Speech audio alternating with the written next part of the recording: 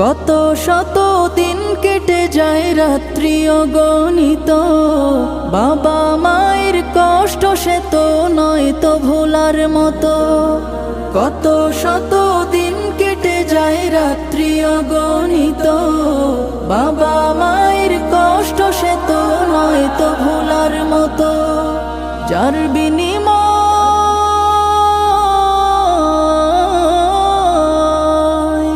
যার বিনিময় কণ্ঠে ফোটে পাক হরফের গান, যাদের বুকের মানিক হলো হাফেজে কুরআন, হাফেজে কুরআন, হাফেজে কুরআন।